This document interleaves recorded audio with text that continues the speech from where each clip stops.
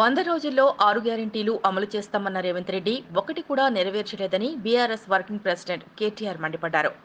ఒక ఇంటికి కూడా సంక్షేమ పథకాలు అందలేదు అని కాంగ్రెస్ వాళ్లు ఓట్ల కోసం మీ ఇళ్లకు వస్తే గట్టిగా అడిగి ఈ ఎన్నికల్లో బుద్ధి చెప్పండి అంటూ ప్రజలకు కేటీఆర్ సూచించారు. లక్షల రుణం తెచ్చుకోరి డిసెంబర్ 9 నాడు నేను మాఫీ చేస్తాను కాబట్టి రైతులందరికీ నేను విజ్ఞప్తి చేస్తున్నాను. ఇప్పుడు పెన్షన్ తీసుకుంటే 2000 వస్తుంది, కానీ ఒక్క నెల వాయిదా పడ్డదంటే వచ్చే నెల మేము 4000 ఇస్తాం. మా అక్కలకు మా పెద్దమ్మలందరికీ నేను చెప్తున్నా, వచ్చే నెల నుంచి ఇంటికి కరెంటు బిల్లు కట్టాల్సిన పని లేదు. మీ కరెంటు బిల్లు కాంగ్రెస్ పార్టీ కట్టది. ₹1 కూడా కరెంటు మీకు గానం కట్టాల్సిన పనే లేదు. టీవీ పెట్టుకోవచ్చు, ఫ్యాన్ వేసుకోవచ్చు, మంచిగా బాజాప్తా కరెంటు బిల్లు లేకుండా మీరు గృహలక్ష్మి పథకం కింద మీకు కరెంటు బిల్లు వస్తుంది. ఇప్పుడు తీసుకుంటే 10,000 వస్తుంది రైతు బంధు. కాంగ్రెస్ అధికారంలోకి వస్తే 15,000 వస్తుంది. రుణమాఫీ చేసిన వాళ్ళందరినీ నేను విజ్ఞప్తి చేస్తాను. ఇప్పటికే చూసే ఉంటారు మీరు, కానీ మీకు ఎందుకు చూపెడుతున్నా మళ్ళీ అంటే మనం ప్రజలకు మళ్ళీ గుర్తు చేయాల్సిన అవసరం ఉంది. 4,000 పెన్షన్ ఇస్తా అన్నాడు. 4,000 ఒకటే మాట చెప్పలేదు.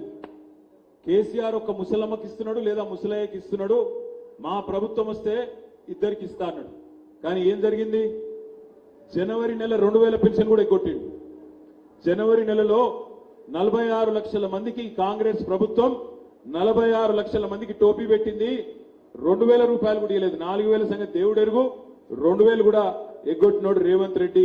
అందుకే చెప్పవలసిన బాధ్యత, అడగవలసిన బాధ్యత మన మీద ఉంది. రుణమాఫీ జరిగిందా? ఆయన చెప్పినట్టు డిసెంబర్ 9 నాడు 4,000 వచ్చిందా?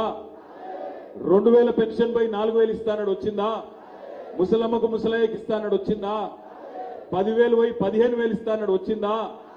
తులం బంగారం వచ్చిందా? స్కూటీ వచ్చిందా?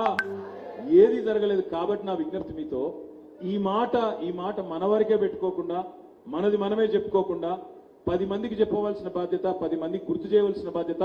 కాంగ్రెస్ వాళ్ళు ఓటు అడగడానికి వస్తే వాళ్ళకు అవసరమైతే వచ్చిన ప్రజలే చూపెట్టేటట్టు ఉండాలి. ఈ వీడియో వచ్చింది, దీని సంగతి చెప్పు ముందు అని అడిగేటట్టు ఉండాలి. అట్లయితే కాంగ్రెస్ వాళ్ళు డోర్ టు డోర్ తిరగని కూడా భయపడే పరిస్థితి వస్తుంది.